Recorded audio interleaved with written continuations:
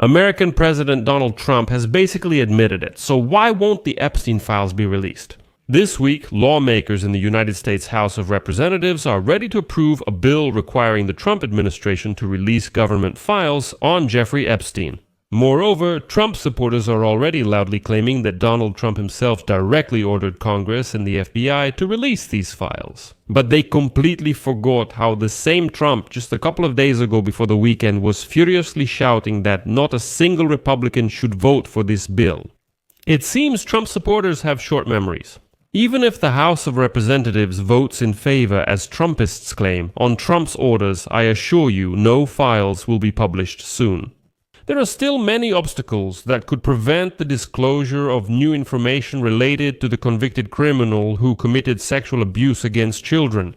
And here's a surprise from Donald Trump. The Senate, where the Republicans have the majority, suddenly goes on recess, and without their vote, nothing will happen. And Trump also unexpectedly called on the Department of Justice and the FBI to start a new investigation into the Epstein files, this time against the Democrats.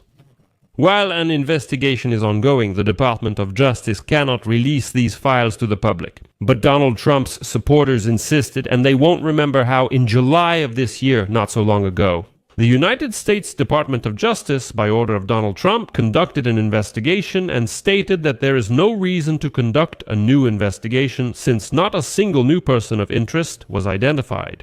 Now there's suddenly a new investigation, but against whom if there were no grounds in July? Strange, isn't it? Trump supporters, let me show you that Trump is tampering with the files, making a joke of it, and fears the Epstein files being released. My name is Alexei Pichi. Let's discuss this topic in detail together. But before we start, I ask you to subscribe to the channel, like this video, leave any comment under the episode, and also subscribe to my Telegram channel, Pichi News. The link to it is in the description of this video. There we publish breaking news as it comes in. And if you want to support the work of this YouTube channel, you can do so with any donation using the links and details in the description of this video. So, the vote in the House of Representatives scheduled for Tuesday for today marks a victory for Epstein's victims and lawmakers from both parties, who suspect that there are other accomplices of Epstein who may have committed crimes against minors but have not been charged. These voices have been fighting for the passage of the bill for several months, despite objections from President Trump and his administration. Yes, friends, there's no need to pretend that nothing happened here. Trump has been in office nearly a year, yet the Epstein files remain unreleased. And now, very cunning supporters of Donald Trump are insisting in every way that it's Congress's fault, it's the Democrats' fault, but Trump himself, he was originally in favor of releasing the files. Why didn't Congress decide then? We'll discuss this later. And here, it's appropriate to mention the statement by the leader of the minority faction in the House of Representatives, Hakeem Jeffers. Quote, "The survivors and the American people deserve full and comprehensive transparency regarding the lives of those who were destroyed. Jeffrey Epstein, who was a monster, and all those people who dealt with him. The House of Representatives will act decisively, the Senate needs to act, and Donald Trump just needs to step aside and let events take their course." This vote in the House of Representatives was, of course, a defeat for the Republican Party leaders in the House who refused to consider Epstein's proposal. And this is a defeat for Trump, who tried to put an end to this case. Despite the fact that this position angered some of the Make America Great Again supporters who helped him get re-elected for a second term in the White House. In the end, the Democrats had to resort to such a little-known procedural move in the House of Representatives to bypass the legislative blockade created by House Speaker Mike Johnson, a Trump supporter, and force the bill to be considered after all. Trump supporters are unlikely to admit it here, but it was actually House Speaker Mike Johnson who deliberately sent the House of Representatives on recess early in July. Why in July? Because it was right in the middle of the Epstein files scandal, so the congressmen couldn't vote to release those files. Why July? We'll explain soon. The petition got 218 signatures, the required amount. Last week, when Congresswoman Adelita Grijalva, a Democrat from Arizona, finally took her seat in the House of Representatives after winning the special election in Arizona on September 23. And attention, Her swearing-in ceremony was delayed for several weeks because Speaker of the House Mike Johnson refused to swear her in during the long government shutdown. And so the success of such petitions is very rare. And this became even more remarkable because it received support from a small but influential group of loyal supporters and allies of Donald Trump, including Congress members Lauren Boebert, Nancy Mace, and of course Marjorie Taylor Greene. Without their signatures, Tuesday's vote wouldn't have happened, and the petition wouldn't have reached 218 votes. And here's where it gets interesting. Trump and top administration officials made a desperate attempt to convince Republicans to remove their names from the petition. They were summoned to the Situation Room.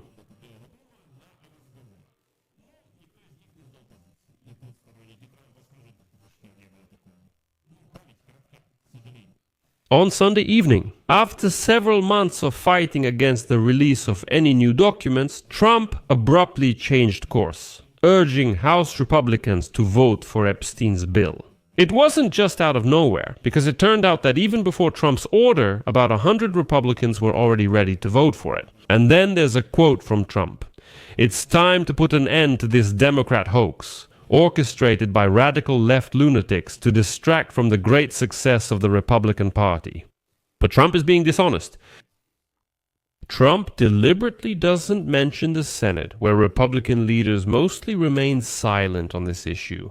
And before the vote in the House of Representatives, Mike Johnson repeated his previous warning that the bill allegedly does not protect the identities of Epstein's victims who wish to remain anonymous.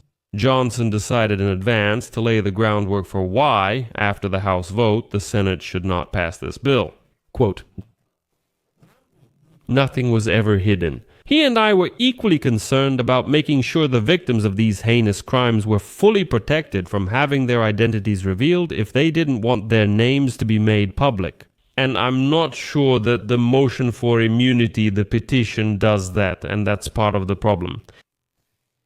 But the main authors of this bill about the publication of the V. Epstein file, Congressmen Rokana and Thomas Massie, reject these accusations, stating that their bill explicitly prohibits the disclosure of any confidential information. So is Mike Johnson being dishonest?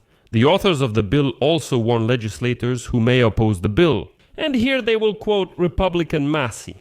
"I would like to remind my Republican colleagues who are deciding how to vote. Donald Trump right now, of course, can protect you in the red districts by giving you his endorsement. But in 2030, he will no longer be president.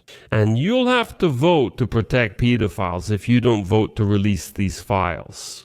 But the vote in the House of Representatives is just the first step toward releasing the documents, and it might be the easiest one. After all, it wasn't just Trump who was mentioned in some of them who opposed the release of new information, but also the Republicans who control the Senate. They did not commit to bringing the bill to a vote in the upper chamber. Moreover, the Senate is unexpectedly supposed to go on recess for Thanksgiving at the end of this week. And that means the Senate will probably be able to consider this bill no earlier than December, unless the Republicans decide to extend the recess. Moreover, Senate Majority Leader John Thune has already hinted that he won't rush to bring this Epstein bill to the Senate floor. He says there are more important issues, though it's unclear what they are. This delay gives Trump an opportunity to refocus voters and bring much more favorable elements of his agenda to the forefront. Well, at least as long as they're able to keep the Epstein issue under control. But that's not all. And for some reason, Trump supporters also don't want to acknowledge this. For some reason, they keep avoiding this topic. And they say the Democrats are a hoax and all that. The United States Department of Justice, on the orders of Donald Trump, launched an investigation on Friday into the Democrats who are allegedly connected to Epstein.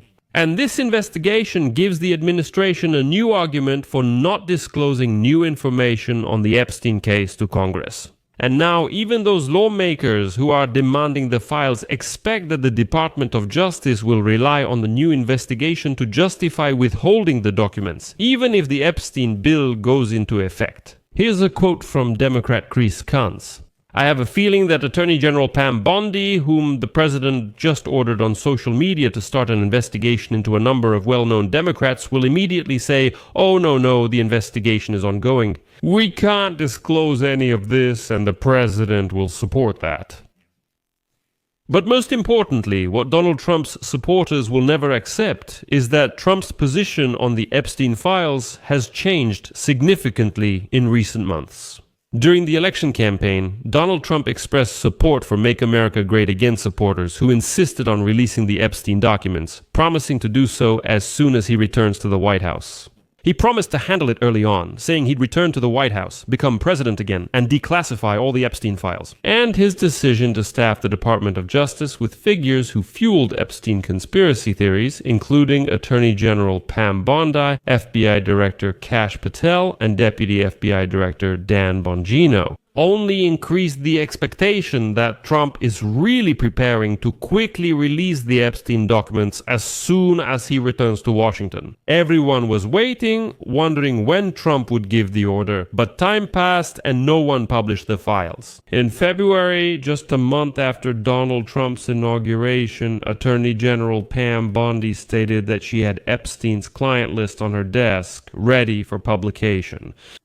And at that moment, Trump's supporters were really happy, thinking that finally Donald Trump would fulfill his promise. There were Epstein's client lists, those very legendary, notorious ones everyone was talking about. Pam Bondi says, "I have this list of Epstein's contacts, and now we're definitely going to publish it." And then Trump's supporters will say, "There are a bunch of Democrats, they're all definitely connected to Epstein." But for some reason, no one ever saw those lists. Then something happened, and within a few months, the situation changed dramatically, and no revelations took place. And, as the Wall Street Journal writes, in May, Pam Bondi informed Trump that his name appeared in the documents. And it was decided to quickly hush up this story with the publication. And now, the most important thing. Before the most important thing, I'll ask, supporters of Donald Trump objectively and constructively write in the comments. So what happened? In February, Pam Bondi had Epstein's client list. She stated this herself. Trump promised that he would publish all these lists. So why weren't they published? What happened? Write in the comments. You know more than I do. And now, the most important thing. Supporters of Donald Trump, listen carefully. In July 2025, the Department of Justice released an unsigned memorandum stating that after a thorough investigation, the department's investigators found no evidence that anyone other than Epstein and his longtime companion Ghislaine Maxwell committed any crimes. And the case was closed. Attorney General Pam Bondi stated that the investigation concluded there was no one else to charge in this case, and the case was closed. And at that moment, Speaker of the House Mike Johnson suddenly decided to send the House of Representatives on recess in July so they couldn't vote for publication. But here's the most interesting part.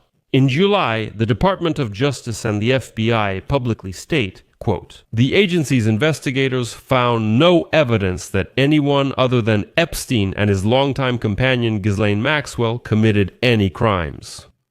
Then the question arises, what kind of thing is that? Did the Justice Department launch a new investigation on Trump's orders? After all, in July there was no evidence, and they said, well, there was no evidence that anyone at all, no matter who. It all sounds funny, but what's even funnier is how Donald Trump's supporters fiercely insist to everyone around them that Trump personally gave the order to publish the files. But someone is constantly interfering with this. Go ahead and write in the comments, who is always interfering with this? Well, who? I'll put an ellipsis here. Share your opinion and conclusions in the comments under this episode. Subscribe to the channel, hit the bell, and don't forget to like. That's all for now. Take care of yourselves. Bye, everyone.